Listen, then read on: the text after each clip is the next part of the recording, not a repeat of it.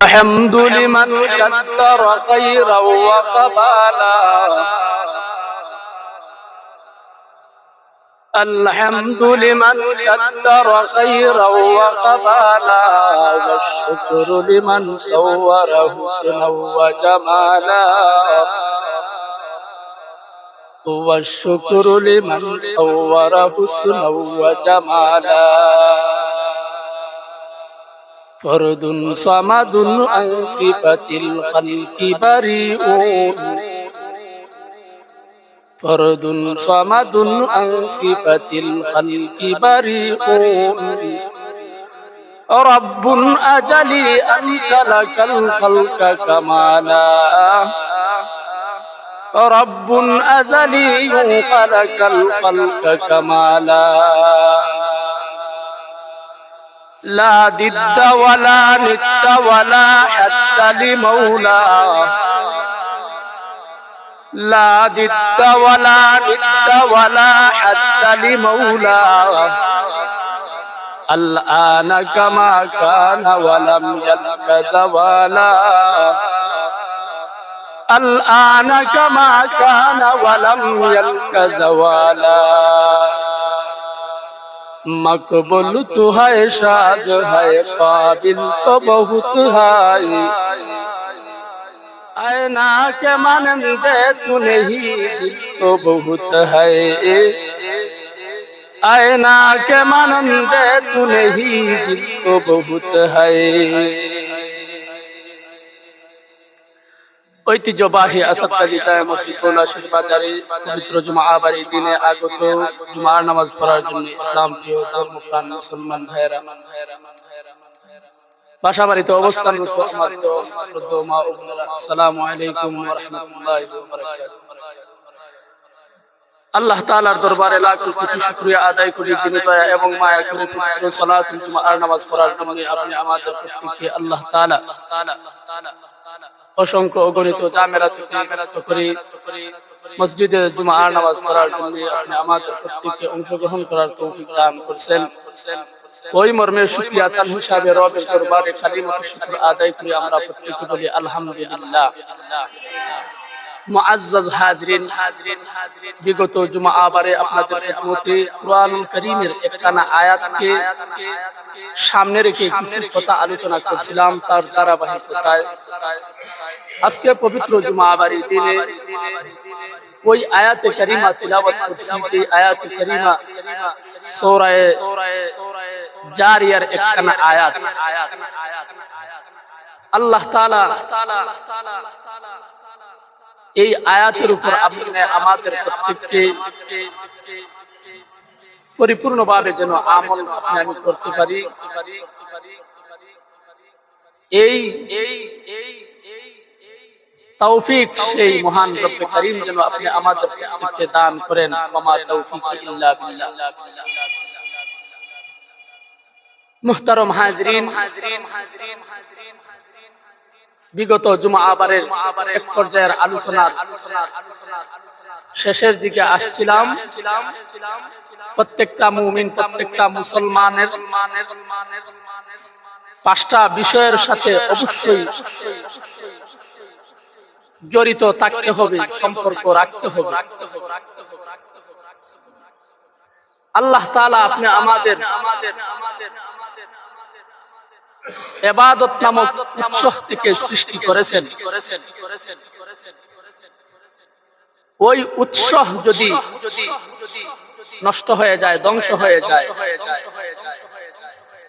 তখন আর সৃষ্টি ঠিক থাকে না। আপনি আমি সৃষ্টি হওয়ার পিছনে কারণ উদ্দেশ্য হলো ইবাদত করা। যখন আপনি আমি ইবাদত করা বন্ধ করে দিব, ইবাদত বন্দেগী করব না, তখন আপনি আমার জিন্দেগি একেবারে নষ্ট হয়ে যাবে। যার জিন্দেগি একেবারে নষ্ট হয়ে যায়, তার পরকাল একেবারে বিফলে চলে যায়। এই জন্য প্রত্যেকটা সময় যেই উদ্দেশ্য আছে, যেই উৎস আছে, উৎসকে স্মরণ করে কাজ যদি মানুষ করে তাহলে সে কামিয়াবির দরজায় পৌঁছে। ইবাদত বলছিলাম কয় প্রকার? দুই প্রকার।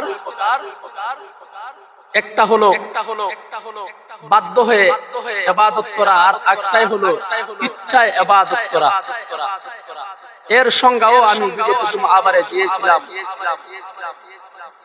মুহতারাম হাজিরিন, ওই দিকে আমি আর যাব না। প্রত্যেকটা মানুষকে পাঁচটা বিষয়ের সাথে সম্পর্ক রাখতে হবে। পাঁচটা বিষয়ের সাথে যদি সম্পর্ক না রাখে তাহলে কি হবে না? সে ইবাদত বন্দেগী কোনো কিছুই করতে পারবে না। এই জন্য প্রত্যেকটা মানুষ জাতির পাঁচটা বিষয়ের সাথে সম্পর্ক বাধ্যতামূলক রাখতেই হবে। তো পাঁচটার নাম বলেছিলাম, কিন্তু সংজ্ঞা এখনো দেই নাই। নাম্বারের যেই সম্পর্ক বান্দা ইবাদতের সঙ্গে জড়িত রাখবে, তার মধ্যে এক নাম্বারের সম্পর্কটা হলো মানুষের আকীদা, মানুষের ঈমান। যার ঈমান নাই, যার আকীদা ঠিক নাই, ওই মানুষটা বেঈমান।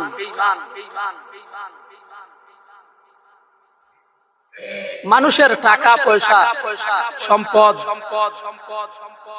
কিছু যদি স্টক করে রাখতে হয়, ব্যাংকের মধ্যে জমা করে মানুষ রাখে।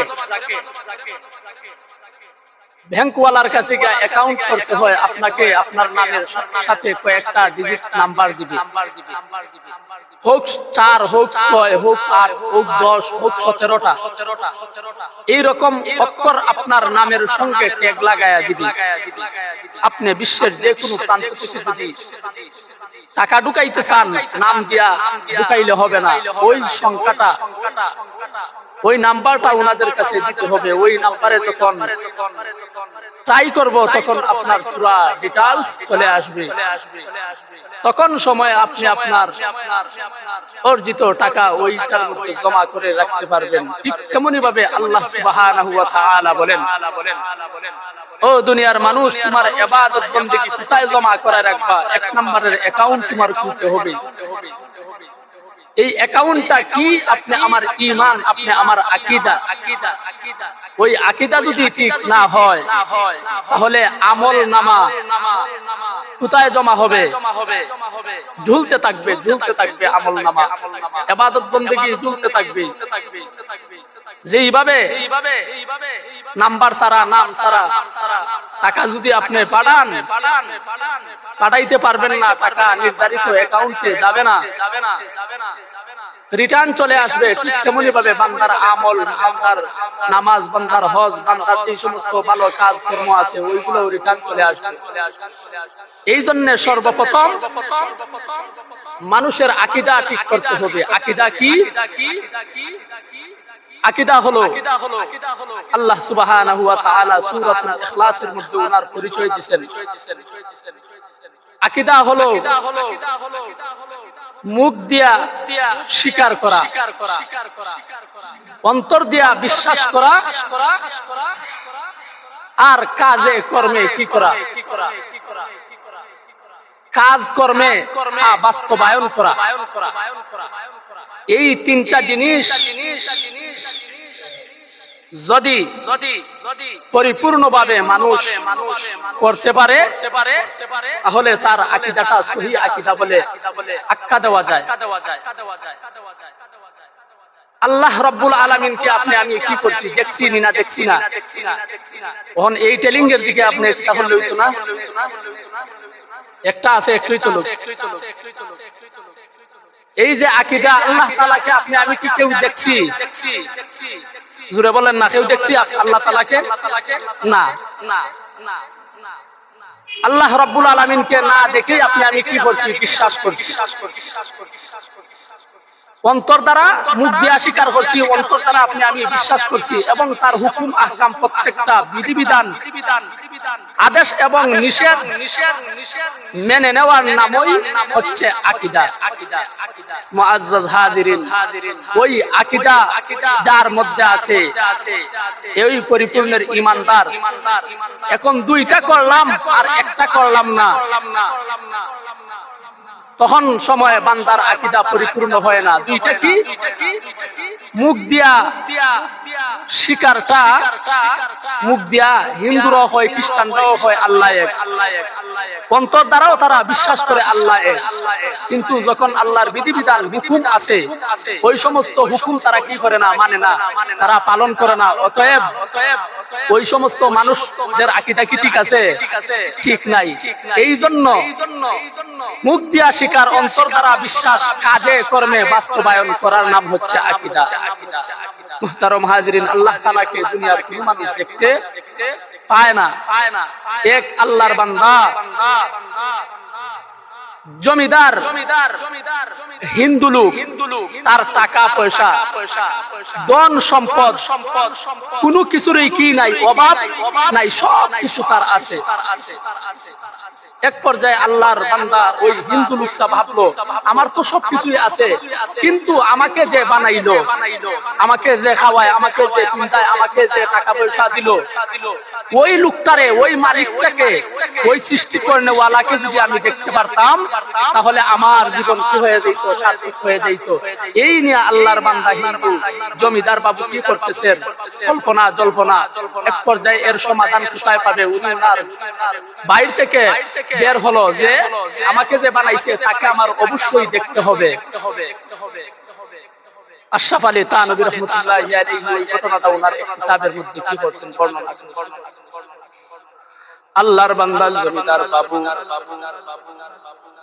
উনাকে কে বানাইলো, উনাকে টাকা পয়সা কে দিল, ধন দৌলত কে দিল, সবকিছু জমিদার বাবুর সবকিছু আছে, কিন্তু একটা শূন্যতায় উনি ভুগতেছেন। কে আমারে বানাইলো, কে আমারে এত সুন্দর করে সাজাইলো, আমার চোখ দিল, হাত দিল, পা দিল, তাকে আমি দেখবার চাই। এই শূন্যতা নিয়ে উনি দৌড়াইতেছে, দৌড়াইতে দৌড়াইতে এক পর্যায়ে রাস্তার সাথে একজন লোকের সাথে সাক্ষাৎ।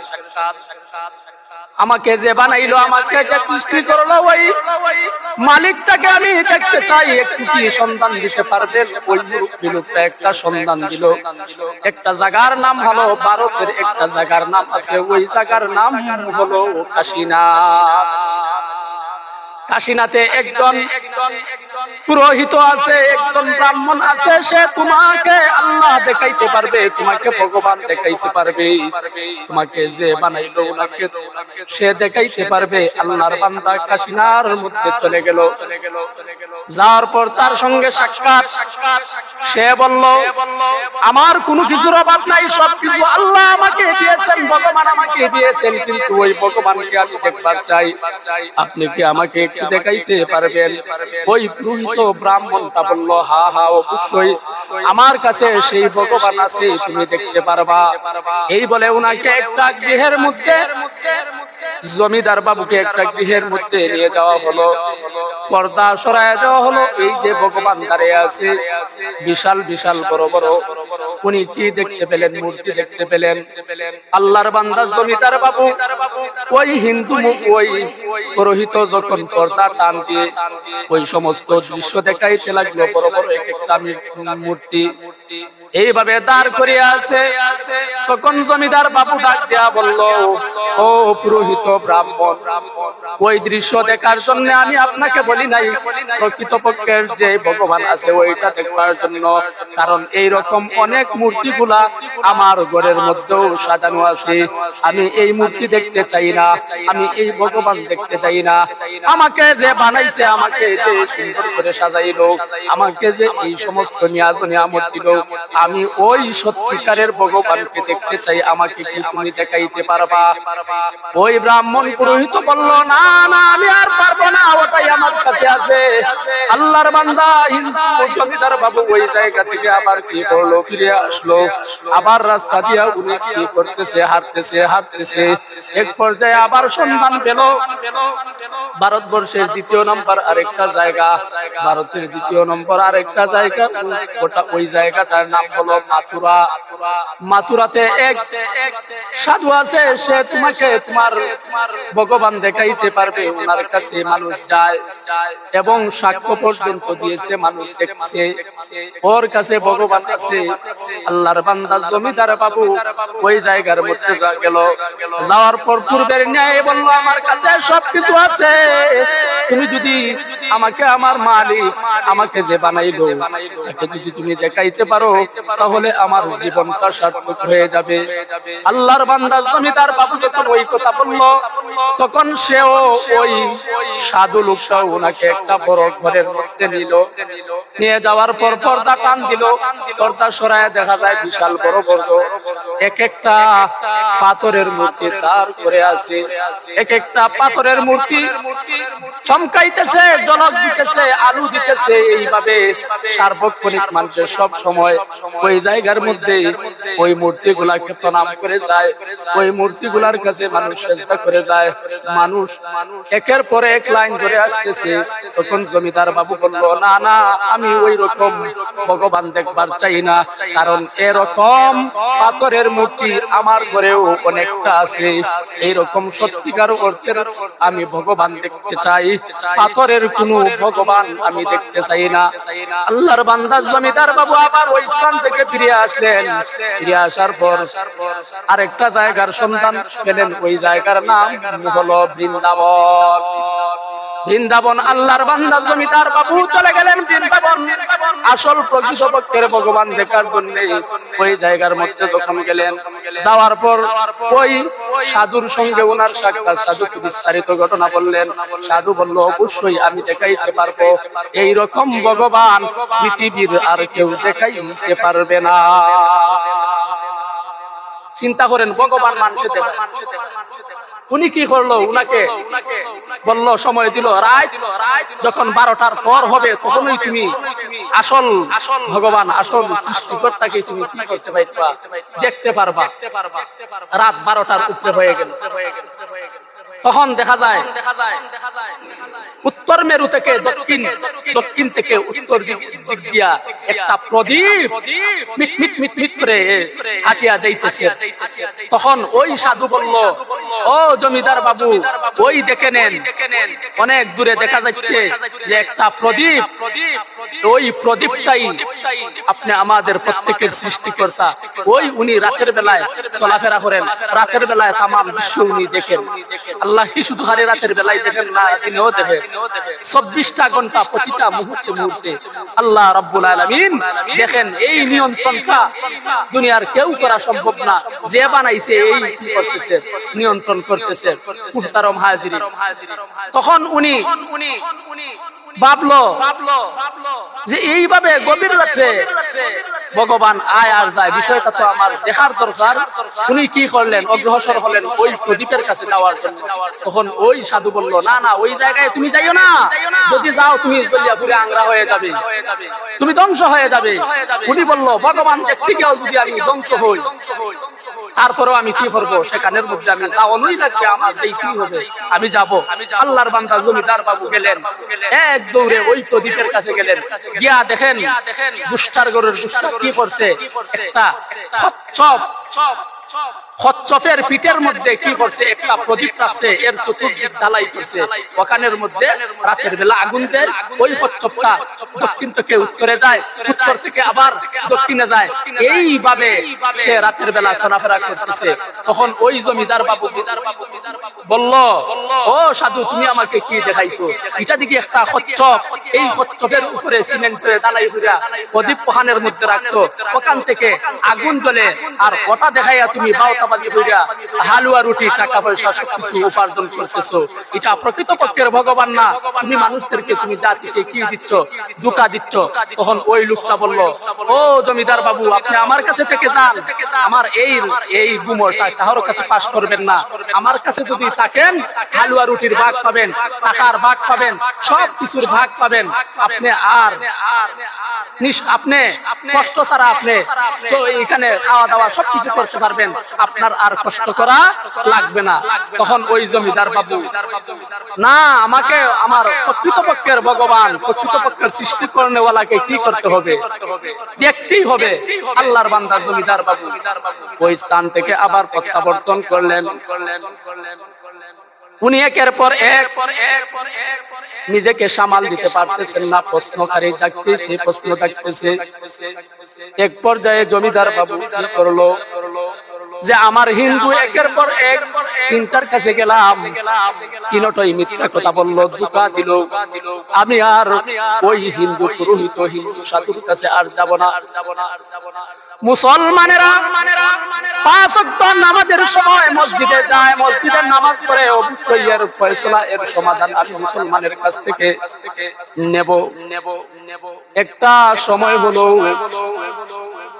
আজানের সময় হলো, মানুষ নামাজ পড়ে বাইর হলো। বাইর হওয়ার পর একজন লোকের সঙ্গে, মুসল্লির সঙ্গে সাক্ষাৎ। তখন জমিদার বাবু ওই মুসল্লিকে জিজ্ঞাসা করলো, আপনার মধ্যে সবচাইতে বড় আলেম কে? আপনার মধ্যে সবচাইতে বড় আলেম কে? ওই আলেমের সন্ধানটা আমার কাছে দেন, আমি ওই আলেমের সঙ্গে সাক্ষাৎ করব। তখন ওই মুসল্লি লোকটা আশরাফ আলী থানভীর সাক্ষাৎ দিল।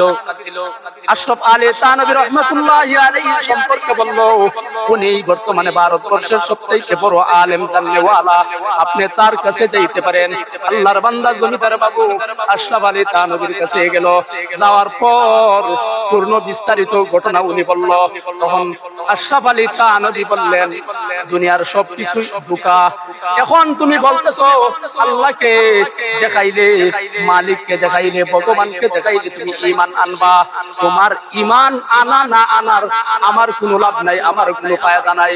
বান্দা, ও জমিদার বাবু, তুমি যদি ঈমান আনো, তোমার লাভ হবে, তোমার ফায়দা হবে। আর আরেকটি কথা জানিয়ে রাখো, তুমি যদি ঈমান আনো, ওই ঈমানদার ব্যক্তি আল্লাহর তৈরি জান্নাতে যাবে। আর জান্নাতে যাওয়ার পরই তার মালিক, তার সৃষ্টি করেনেওয়ালাকে দেখতে পাবে। দুনিয়ার কোন মানুষ কি করতে পারবো না, দেখাইতে পারবো না। আল্লাহ তাআলা বলেন সূরা কিয়ামার 22 এবং 30 নম্বর আয়াতের মধ্যে বলেন, জান্নাতের মধ্যে কিয়ামতের মাঠে কোন মানুষের চেহারা হাস্যোজ্জ্বল চেহারা হবে। তখন সময়ই তার মালিককে সে কি করতে পারবে? দেখতে পাবে। এই জন্য আল্লাহ রাব্বুল আলামিন বলেন, দুনিয়ার কোন মানুষ আমাকে কি করতে পারবে না, দেখতে পারবে না। দেখার স্বাদটা ওই সময় পূরণ হবে তখন ওই মানুষটা দুনিয়াতে ঈমানদার, পরিপূর্ণ আকীদা নিয়ে পরকালে আসবে। অর্থাৎ পরকালে যখন আসবে, ওই মানুষটা যখন জান্নাতি হবে, ওই জান্নাতের মধ্যে আমি আল্লাহ বিশাল বড় মাজমুআ, বিশাল বড় ওয়াজ, বিশাল বড় সবার আয়োজন করব। সমস্ত জান্নাতীরা তখন সময় আমাকে দেখতে পাবে। তখন তাদের দুনিয়ার যে জ্বালা আছিল, খুব আছিল, ওই যন্ত্রণা তারা তখন সময় মিটাইতে পারবে। মুহতারাম হাজিরিন, এক নম্বরে হচ্ছেন ইবাদতের মধ্যে, এক নম্বরে হচ্ছে আপনি আমার কি আকীদা। আকীদা যদি আপনি আমি পরিপূর্ণ করতে না পারি, তাহলে জান্নাতে যাওয়া সম্ভব না।